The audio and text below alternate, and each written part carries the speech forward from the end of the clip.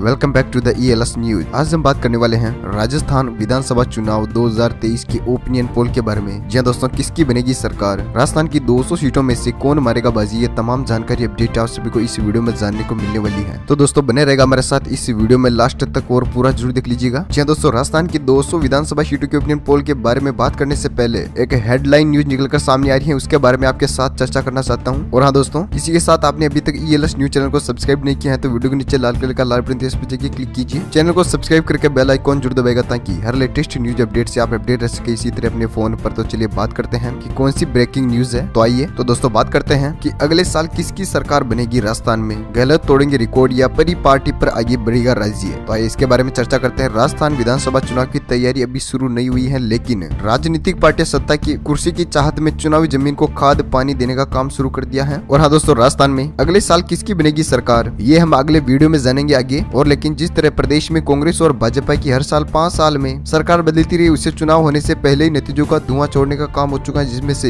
इस धुंध को साफ करते हुए इसी तरह तस्वीर देखनी होगी। इसके लिए हमें कुछ थोड़ा इतिहास के बारे में जानना पड़ेगा। तो आइए हम बात करते हैं साथ ही आपके। तो दोस्तों आपको बता दी थी कि देश आजाद होने के बाद पूरे देश में कांग्रेस का एक छत्र राज रहा है और जाहिर है कि राजस्थान में भी इसका अछूता नहीं रहा। यहाँ कई सालों तक कांग्रेस की सरकार रही थी, लेकिन आपको बता दें कि जिस साल हमारे देश में अपना गणतंत्र लागू हुआ उसी साल पहली बार यहाँ लोकतांत्रिक तरीके से चुनाव हुए। इन चुनाव में कांग्रेस की जीत हुई थी और CM वेंकटाचार्य ने प्रदेश के पहले मुख्यमंत्री के रूप में इतिहास में अपना नाम दर्ज कराया। तब उसने प्रदेश में कांग्रेस की सरकार बनती थी, लेकिन साल 1975 में इंदिरा गांधी के देश के आपातकाल लगाने के बाद लोगों में कांग्रेस के खिलाफ जबरदस्त आक्रोश फैल गया था। और साल 1977 में जब लोकसभा चुनाव कराए गए तो लोगों ने आपातकाल का गुस्सा चुनावी प्रतिक्रिया पर निकाला और अपने जन आधार कांग्रेस को सत्ता में बेदखल कर दिया। और लोक नायक जयप्रकाश नारायण के नेतृत्व में बनी पार्टी जनता को केंद्र में ही नई प्रदेश में अपनी सरकार बनाई और भैरव सिंह शेखावत प्रदेश के मुख्यमंत्री बने। वहीं पर दोस्तों वीडियो को आगे लंबा नहीं खींचते हुए आपको बता दें कि राजस्थान की 200 विधानसभा सीटों में से किसको मिलने वाली है कितनी सीटें, बीजेपी, कांग्रेस, RLP और अन्य में से कौन बनेगा मुख्यमंत्री राजस्थान का। तो आइए बात करते हैं सबसे पहले जिले की। तो सबसे पहला जिला है दौसा। दौसा में कुल विधानसभा सीटें दी गई है 5, जिसमें से बीजेपी खाते में 3 विधानसभा सीटें दी गई है और कांग्रेस पार्टी खाते में 2 विधानसभा सीटें जा सकती है। साथ ही RLP खाते में 0 और अन्य खाते में भी 0 सीट जा सकती है। इसी के साथ अगले जिले की बात करते हैं तो अगला जिला है धौलपुर। धौलपुर में कुल विधानसभा सीटें हैं 4, जिसमें से बीजेपी खाते में 2 विधानसभा सीटें जा सकती हैं और कांग्रेस पार्टी खाते में भी 2 सीटें और RLP खाते में 0 और अन्य खाते में भी 0 सीट जा सकती है। इसी के साथ बात करते हैं अगले जिले की। तो अगला जिला है डूंगरपुर। डूंगरपुर में कुल विधानसभा सीटें हैं 4, जिसमें से बीजेपी खाते में 2 विधानसभा सीटें जा सकती हैं और कांग्रेस पार्टी खाते में भी 2 सीटें और RLP खाते में 0 और अन्य खाते में भी 0 सीट जा सकती है। इसी के साथ राजस्थान की हमने कुल 13 विधानसभा सीटों की बात कर ली है। और इसी के साथ बात करते हैं गंगानगर की 6 विधानसभा सीटों के ओपिनियन पोल के बारे में। तो बीजेपी खाते में 3 विधानसभा सीटें जा सकती हैं और कांग्रेस पार्टी खाते में 2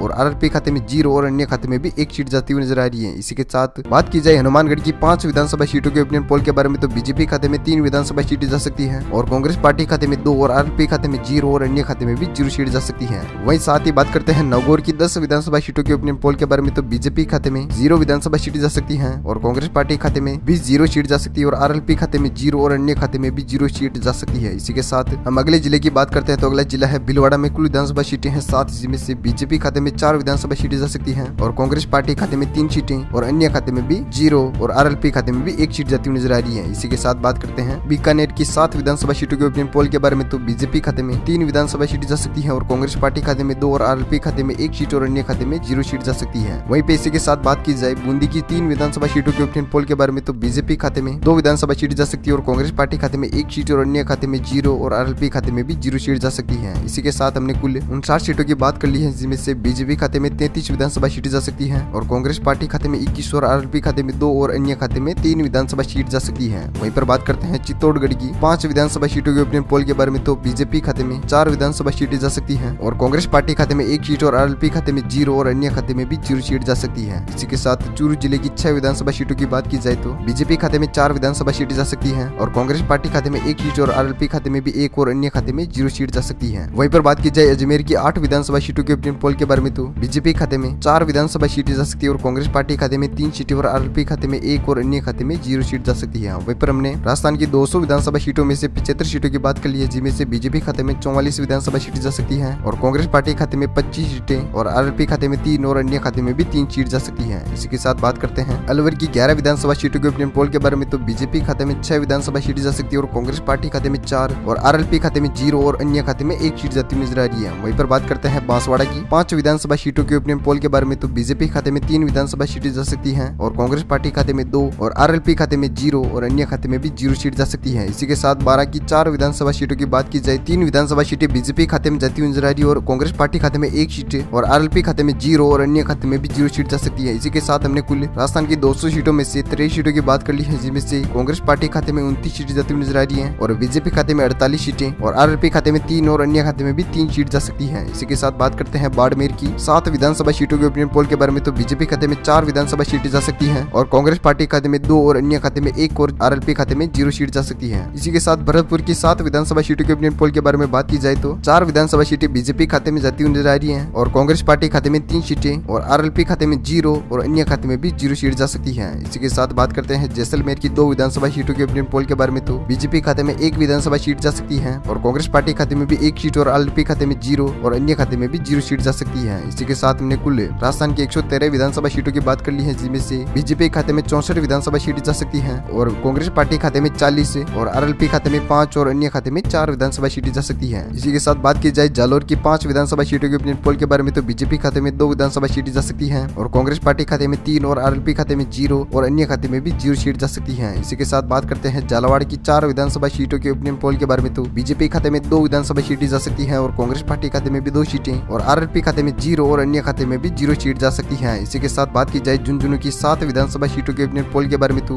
बीजेपी खाते में 4 विधानसभा सीटें जा सकती है और कांग्रेस पार्टी खाते में 3 विधानसभा सीटें और अन्य खाते में 0 और आरएलपी खाते में भी 0 सीट जा सकती है। इसी के साथ बात की जाए अगले जिले की, तो अगला जिला है जोधपुर में कुल विधानसभा सीटें हैं 10, जिनमें से बीजेपी खाते में 5 विधानसभा सीटें जा सकती हैं और कांग्रेस पार्टी खाते में 4 सीटें और अन्य खाते में 0 और आरएलपी खाते में 1 विधानसभा सीट जा सकती है। वहीं पर बात करते हैं करौली की 4 विधानसभा सीटों के ओपिनियन पोल के बारे में। तो बीजेपी खाते में 3 विधानसभा सीटें जा सकती हैं और कांग्रेस पार्टी खाते में 1 सीट और आरएलपी खाते में 0 और अन्य खाते में भी 0 सीट जा सकती है। इसी के साथ बात करते हैं कोटा की 6 विधानसभा सीटों के ओपिनियन पोल के बारे में। तो बीजेपी खाते में 5 विधानसभा सीटें जा सकती है और कांग्रेस पार्टी खाते में 1 सीट और आरएलपी खाते में 0 और अन्य खाते में भी 0 सीट जा सकती है। इसी के साथ हमने कुल 151 सीटों की बात कर ली है राजस्थान की, जिसमें से बीजेपी खाते में 6 सीटें विधानसभा सीटें जा सकती हैं, साथ ही बीजेपी खाते में 55 विधानसभा सीटें और आरएलपी खाते में 6 विधानसभा सीटें और अन्य खाते में 4 विधानसभा सीटें जा सकती हैं। इसी के साथ बात करते हैं जयपुर की 19 विधानसभा सीटों के ओपिनियन पोल के बारे में। तो बीजेपी खाते में 10 विधानसभा सीटें जा सकती हैं और कांग्रेस पार्टी खाते में 7 और आरएलपी खाते में 2 विधानसभा सीटें और अन्य खाते में 0 सीट जा सकती है। वहीं पर बात की जाए पाली की 6 विधानसभा सीटों के ओपिनियन पोल के बारे में। तो बीजेपी खाते में 3 विधानसभा सीटें जा सकती हैं और कांग्रेस पार्टी खाते में 2 विधानसभा सीटें और आरएलपी खाते में 1 सीट और अन्य खाते में 0 सीट जा सकती है। इसी के साथ बात करते हैं प्रतापगढ़ की 2 विधानसभा सीटों के ओपिनियन पोल के बारे में। तो बीजेपी खाते में 2 विधानसभा सीटें जा सकती हैं और कांग्रेस पार्टी खाते में 0 और आरएलपी खाते में भी 0 और अन्य खाते में भी 0 सीट जा सकती है। वहीं पर बात कर ली हमने कुल 169 विधानसभा सीटों की। तो बीजेपी खाते में 91 विधानसभा सीटें जा सकती हैं और कांग्रेस पार्टी खाते में 57 और आरएलपी खाते में 17 और अन्य खाते में 4 विधानसभा सीटें जा सकती है। इसी के साथ बात करते हैं राजसमंद की 4 विधानसभा सीटों के ओपिनियन पोल के बारे में। तो बीजेपी खाते में 2 विधानसभा सीटें जा सकती हैं और कांग्रेस पार्टी खाते में भी 2 और आरएलपी खाते में 0 और अन्य खाते में भी 0 सीट जा सकती है। वहीं पर बात करते हैं सवाई माधोपुर की 4 विधानसभा सीटों के ओपिनियन पोल के बारे में। तो बीजेपी खाते में 2 विधानसभा सीटें जा सकती हैं और कांग्रेस पार्टी खाते में 2, वहीं आरएलपी खाते में 0 और अन्य खाते में भी 0 सीट जा सकती है। वहीं पर बात करते हैं सीकर की 8 विधानसभा सीटों के ओपिनियन पोल के बारे में। तो बीजेपी खाते में 8 की 8 में से 5 विधानसभा सीटें जा सकती हैं और कांग्रेस पार्टी खाते में 2 विधानसभा सीटें और आरएलपी खाते में 1 सीट और अन्य खाते में 0 सीट जा सकती है। वहीं पर बात करते हैं सिरोही की 3 विधानसभा सीटों के ओपिनियन पोल के बारे में। तो बीजेपी खाते में 2 विधानसभा सीटें जा सकती हैं और कांग्रेस पार्टी खाते में 1 सीट और आरएलपी खाते में 0 और अन्य खाते में भी 0 सीट जा सकती है। इसी के साथ बात की जाए टोंक की 4 विधानसभा सीटों के ओपिनियन पोल के बारे में। तो बीजेपी खाते में 2 विधानसभा सीटें जा सकती हैं और कांग्रेस पार्टी खाते में 1 विधानसभा सीट जा सकती है और आरएलपी खाते में 0 और अन्य खाते में 1 विधानसभा सीट जा सकती है। वहीं पर बात करते हैं लास्ट उदयपुर की 8 विधानसभा सीटों के ओपिनियन पोल के बारे में। तो बीजेपी खाते में 4 विधानसभा सीटें जा सकती हैं और कांग्रेस पार्टी खाते में 2 विधानसभा सीटें और आरएलपी खाते में 1 सीट और अन्य खाते में 0 सीट जा सकती है। इसी के साथ हमने राजस्थान की 200 विधानसभा सीटों में से 200 की बात कर ली है, जिनमें से बीजेपी खाते में 108 विधानसभा सीटें जा सकती हैं और कांग्रेस पार्टी खाते में 67 सीटें और आरएलपी खाते में 19 सीटें और अन्य खाते में 6 विधानसभा सीट जा सकती है। तो इसी के साथ 200 विधानसभा सीटों की बात होती है राजस्थान की। इसी के साथ आप इस वीडियो को शेयर कीजिएगा अपने दोस्तों के साथ फेसबुक और व्हाट्सएप पर, ताकि उनको भी पता चल सके इसका सर्वे, और वीडियो को लाइक कीजिएगा और शेयर कीजिएगा। जय गुरु,